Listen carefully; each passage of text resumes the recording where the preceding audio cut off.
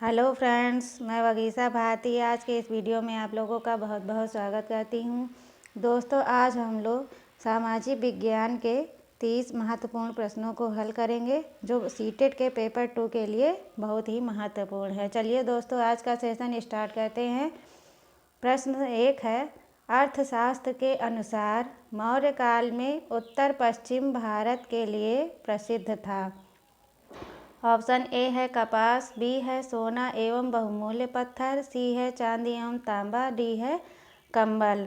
तो अर्थशास्त्र के अनुसार मौर्य काल में उत्तर पश्चिम भारत में कंबल निर्माण के लिए प्रसिद्ध था।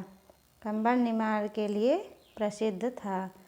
क्वेश्चन नंबर 1 का ऑप्शन नंबर डी है कंबल, और इन कंबलों को भिंगसी कहा जाता था। इन कंबलों को भिंगसी कहा जाता था। क्वेश्चन नंबर 1 का ऑप्शन नंबर डी सही है, कंबल। क्वेश्चन नंबर 2 पर आते हैं।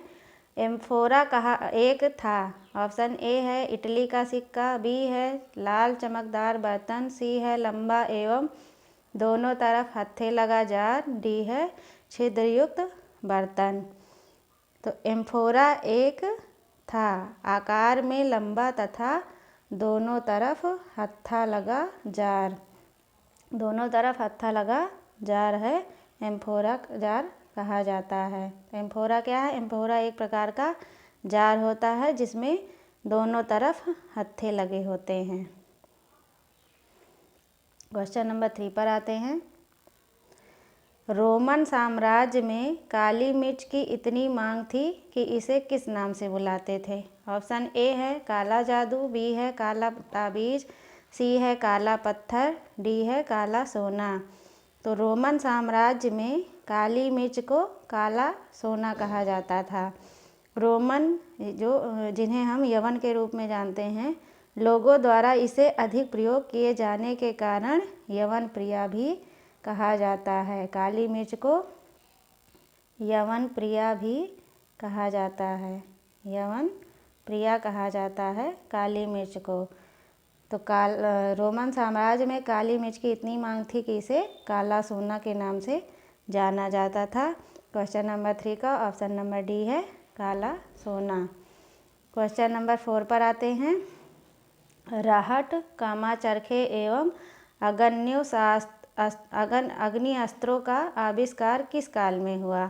ऑप्शन ए है प्रागैतिहासिक काल, ऑप्शन बी है प्राचीन काल, ऑप्शन सी है मध्यकाल, ऑप्शन डी है आधुनिक काल। तो राहट, चरखे एवं आग्नेय अस्त्रों का आविष्कार मध्यकाल में 14वीं एवं 15वीं शताब्दी में हुआ था।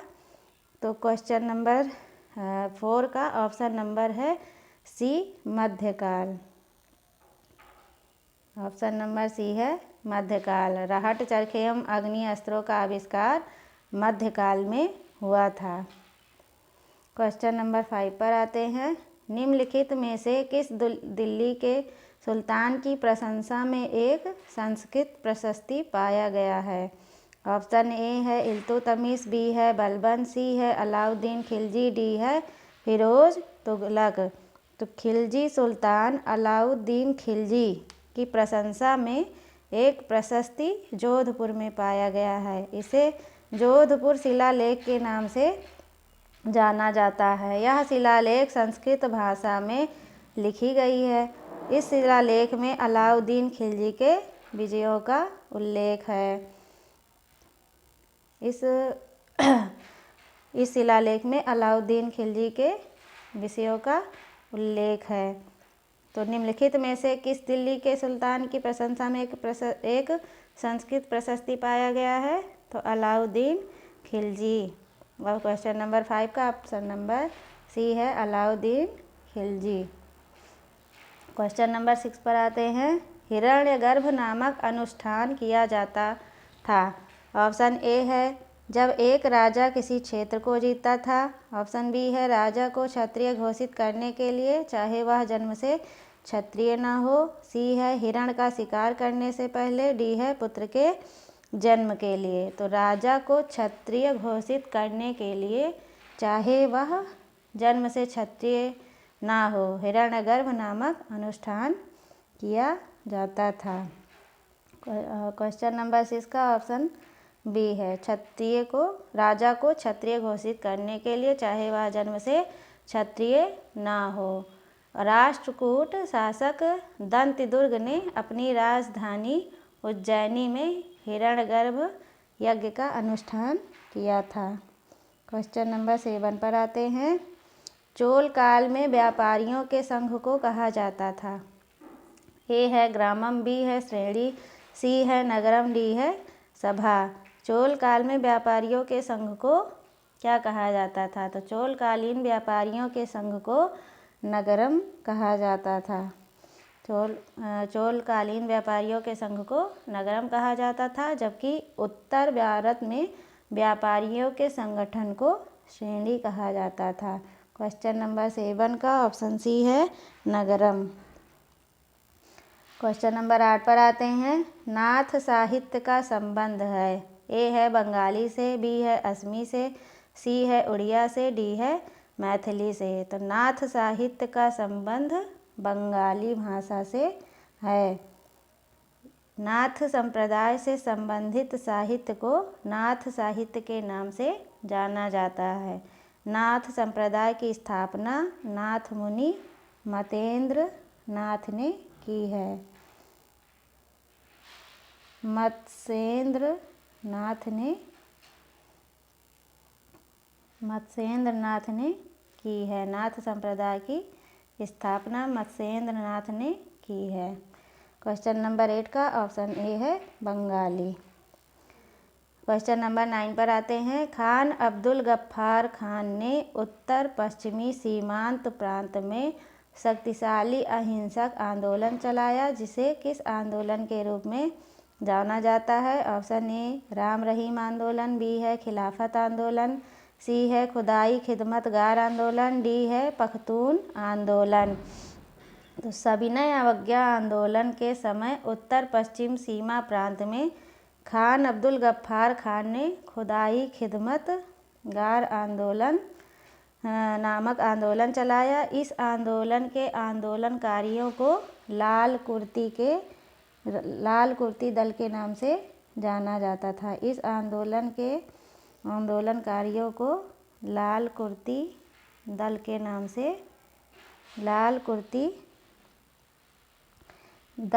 से जाना जाता था। क्वेश्चन नंबर 10 पर आते हैं।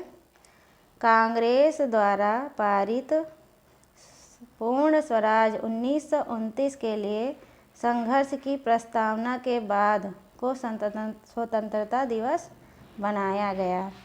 ऑप्शन ए 15 अगस्त 1930, बी है 26 जनवरी 1930, सी है 1 जनवरी 1930, डी है 2 अक्टूबर 1930। तो कांग्रेस का लाहौर अधिवेशन 1929 में रावी नदी के तट पर हुआ है। कांग्रेस का लाहौर अधिवेशन 1929 में रावी नदी के तट पर हुआ था तथा उस अधिवेशन में पूर्ण स्वराज का प्रस्ताव पारित हुआ तथा 26 जनवरी 1930 को स्वतंत्रता दिवस मनाए जाने का निर्णय लिया गया। क्वेश्चन नंबर 10 का ऑप्शन बी है 26 जनवरी 1930 को स्वतंत्रता दिवस मनाया गया। क्वेश्चन नंबर 11 पर आते हैं। बिग बियर एक उदाहरण है। ए है आकाशगंगा का, बी है नक्षत्र मंडल का, सी है तारा का, डी है गैलेक्सी का। तो बिग बियर नक्षत्र मंडल की उत्पत्ति से संबंधित एक सिद्धांत है। तो क्वेश्चन नंबर 11 का ऑप्शन बी है नक्षत्र मंडल का बिग बियर नक्षत्र मंडल का उदाहरण है। क्वेश्चन नंबर 12 पर आते हैं। पृथ्वी से चंद्रमा का केवल एक ही भाग दिखाई देता है, क्योंकि ऑप्शन ए चंद्रमा का दूसरा भाग केवल दिन के समय पृथ्वी की ओर होता है, बी चंद्रमा का दूसरा भाग केवल अमावस्या को पृथ्वी की ओर होता है, सी है चंद्रमा का पृथ्वी के चारों ओर चक्कर लगाने में तथा अपने अक्ष पर घूमने में समान समय लगता है, डी है चंद्रमा को अपने अक्ष पर एक चक्कर लगाने में 1 प्रकाश वर्ष लगता है। तो क्वेश्चन 12 का ऑप्शन सी है चंद्रमा चंद्रमा का पृथ्वी के चारों ओर चक्कर लगाने में तथा अपने अक्ष पर घूमने में समान समय लगता है, इसलिए पृथ्वी से चंद्रमा का केवल एक ही भाग दिखाई देता है। क्वेश्चन नंबर 12 का ऑप्शन सी है। चंद्रमा का पृथ्वी के चारों ओर चक्कर लगाने में तथा अपने अक्ष पर घूमने में समान समय लगता है, इसलिए पृथ्वी से चंद्रमा का केवल एक ही भाग दिखाई देता है। क्वेश्चन नंबर 13 पर आते हैं।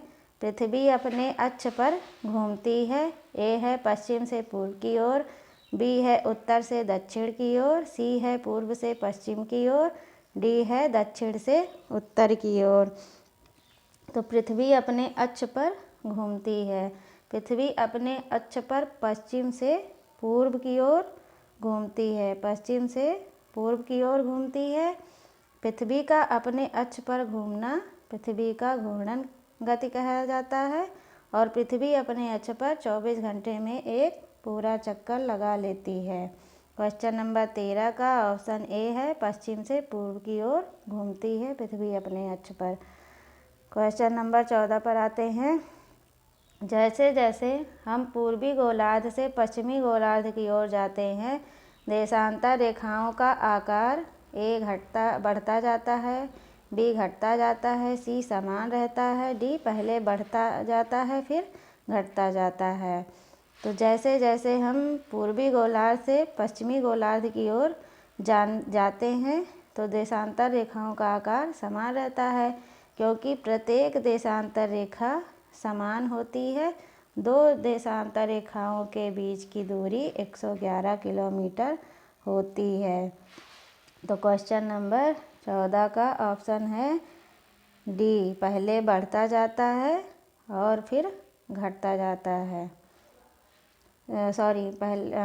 क्वेश्चन नंबर 14 का ऑप्शन है, क्वेश्चन नंबर 14 का ऑप्शन है सी, समान रहता है, क्योंकि पूर्वी गोलार्ध से पश्चिमी गोलार्ध की ओर जाने पर देशांतर रेखाओं का आकार समान रहता है, क्योंकि प्रत्येक देशांतर रेखा समान होती है। दो देशांतर रेखाओं के बीच की दूरी 111 किलोमीटर होती है। क्वेश्चन नंबर 14 का ऑप्शन सी है, समान रहता है। क्वेश्चन नंबर 15 पर आते हैं। पृथ्वी दिन कहलाता है जितने समय तक सूर्य पृथ्वी पर एक विशेष स्थान पर चमकता है। बी है ग्रीनविच का मानक समय, सी है पृथ्वी द्वारा अपने अक्ष पर घूमने में लिया गया समय, डी है पृथ्वी द्वारा सूर्य के चारों ओर परिक्रमा में लिया गया समय। तो पृथ्वी द्वारा अपने अक्ष पर घूमने में लगा समय पृथ्वी दिवस कहलाता है या पृथ्वी दिन कहा जाता है। यह 24 घंटे का होता है, यह 24 घंटे का होता है। तो क्वेश्चन नंबर 15 का है ऑप्शन सी, पृथ्वी द्वारा अपने अक्ष पर घूमने में लिया गया समय पृथ्वी दिन कहलाता है। क्वेश्चन नंबर 16 पर आते हैं। विश्व के दिन सूर्य की सीधी किरणें पड़ती हैं। ए है कर्क रेखा पर, बी है विषुवत रेखा पर, सी है मकर रेखा पर, डी है आर्कटिक वृत्त पर। तो विश्व के दिन सूर्य की किरणें विषुवत रेखा पर सीधी पड़ती हैं, विषुवत रेखा पर सीधी पड़ती हैं। 21 मार्च एवं 23 सितंबर को विश्व की स्थिति होती है। इस कारण 21 मार्च एवं 23 सितंबर को दोनों गोलार्धों में दिन और रात बराबर होते हैं। तो क्वेश्चन नंबर 16 का ऑप्शन बी है, विषुवत रेखा पर विश्व के दिन सूर्य की किरणें सीधी पड़ती हैं। क्वेश्चन नंबर 17 पर आते हैं। अटलांटिक महासागर में अनेक पोताश्रय एवं पत्तन हैं, क्योंकि ए है संयुक्त राज्य अमेरिका एवं यूरोप के बीच भारी मात्रा में समुद्री व्यापार होता है। बी है अटलांटिक महासागर में मत्स्य उद्योग विकसित है। सी है अटलांटिक महासागर की तट रेखा अधिक तंदुरित है। डी है अटलांटिक महासागर की तट रेखा अधिक छिछली है। तो अटलांटिक महासागर में अनेक पोताश्रय एवं पत्तन हैं, क्योंकि अटलांटिक महासागर की तट रेखा अधिक तंदुरित है, अर्थात कटी फटी है। इस तंदुरित रेखा या इस कटी फटी तट रेखा में प्राकृतिक पोताश्रय एवं पत्तनों के लिए आदर्श स्थिति है। इस अटलांटिक महासागर में अनेक पोताश्रय एवं पत्तन हैं। तो क्वेश्चन नंबर 17 का ऑप्शन सी है। अटलांटिक महासागर की तटरेखा अत्यधिक तंदुरित है अर्थात कटी फटी है। तंदुरित को क्या कहते हैं? कटी फटी। क्वेश्चन नंबर 17 का ऑप्शन सी है। अटलांटिक महासागर की तटरेखा अधिक कटी फटी है, इसलिए वहाँ अनेक पोताश्रय एवं पत्तन हैं। क्वेश्चन नंबर 18 पर आते हैं। दुनिया की सबसे लंबी पर्वत श्रृंखला कौन सी है? ऑप्शन ए है हिमालय, बी है रॉकी, सी है एडिस, डी है अल्पस। तो दुनिया की सबसे लंबी पर्वत श्रृंखला एडिस पर्वत है। एडिस पर्वत है, यह दक्षिण अमेरिका में स्थित है और इसकी लंबाई 7,200 किलोमीटर है। 7,200 किलोमीटर है। एडिस पर्वत की लंबाई 7,200 किलोमीटर है। क्वेश्चन नंबर 18 का ऑप्शन सी है। एडिस पर्वत दुनिया की सबसे लंबी पर्वत श्रृंखला है जिसकी लंबाई 7,200 किलोमीटर है। क्वेश्चन नंबर 19 पर आते हैं। भारत में उष्णकटिबंधीय वर्षा वन पाए जाते हैं। ऑप्शन ए है मध्य प्रदेश में, बी है हिमाचल प्रदेश में, सी है अंडमान निकोबार द्वीप समूह में, डी है राजस्थान में। अंडमान निकोबार द्वीप समूह में उष्णकटिबंधीय वर्षा वन पाए जाते हैं। क्वेश्चन नंबर 19 का ऑप्शन सी है। अंडमान निकोबार द्वीप समूह में उष्णकटिबंधीय वर्षा वन पाए जाते हैं। क्वेश्चन नंबर 20 पर आते हैं। लौटते मानसून के समय आर्द्र पवनें बहती हैं। ए है घाटी से मैदान की ओर, बी है स्थल से समुद्र की ओर, सी है समुद्र से स्थल की ओर, डी है पठार से मैदान की ओर। लौटते मानसून के समय आर्द्र पवनें स्थल से समुद्र की ओर बहती हैं। स्थल से समुद्र की ओर बहती हैं। इसे स्थलीय समीर कहा जाता है। इसे क्या कहा जाता है? इसे स्थलीय समीर कहा जाता है। स्थलीय समीर कहा जाता है। लौटते मानसून के समय आर्द्र पवनें बहती हैं स्थल से समुद्र की ओर, जिसे स्थलीय समीर भी कहा जाता है। क्वेश्चन नंबर 20 का ऑप्शन बी है। स्थल से समुद्र की ओर आर्द्र पवनें बहती हैं लौटते मानसून के समय। क्वेश्चन नंबर 21 पर आते हैं।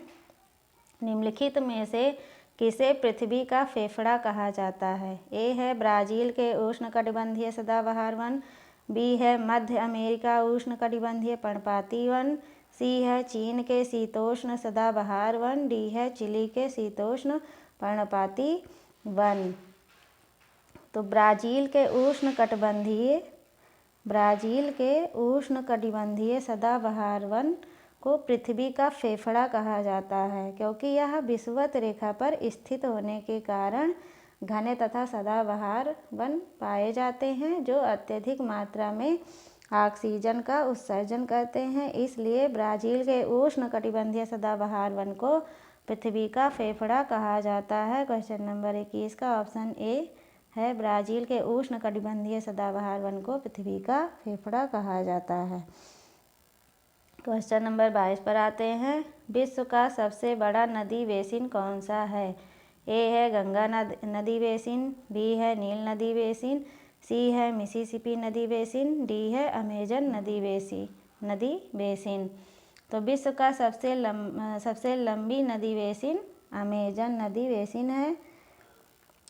नदी बेसिन है। इसका विस्तार दक्षिण अमेरिका के ब्राज़ील देश में है। इसका अपवाह क्षेत्र 70